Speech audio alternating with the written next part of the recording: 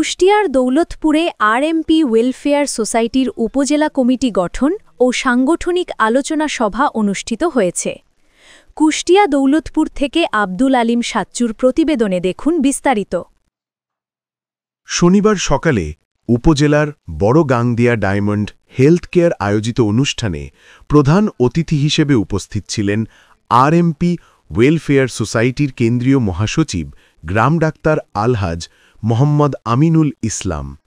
কেন্দ্রীয় কমিটির সহসভাপতি মোহাম্মদ সুমন আলীর সভাপতিত্বে ও ডায়মন্ড হেলথ কেয়ারের স্বত্বাধিকারী মোহাম্মদ বিশারত হোসেনের সার্বিক সহযোগিতায় অনুষ্ঠানে কেন্দ্রীয় কমিটির সিনিয়র সহসভাপতি মোহাম্মদ জগলুর রহমান লিটন, মেহেরপুর জেলা কমিটির সভাপতি আব্বাস উদ্দিন, দৌলতপুর উপজেলা শাখার সহসভাপতি মোহাম্মদ হেলাল উদ্দিন, সাবেক সাধারণ সম্পাদক Saiful Islam Shahin, chemist and druggist Daulatpur উপজেলা শাখার সভাপতি আবু সাইদ মোহাম্মদ আজমল হোসেন সহ বিভিন্ন এলাকা থেকে আসা গ্রাম ডাক্তারগণ উপস্থিত ছিলেন।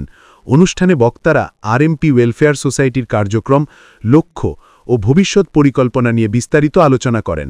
সভার মাধ্যমে দৌলতপুর উপজেলা কমিটির নবনির্বাচিত সদস্যদের নাম ঘোষণা করা হয়।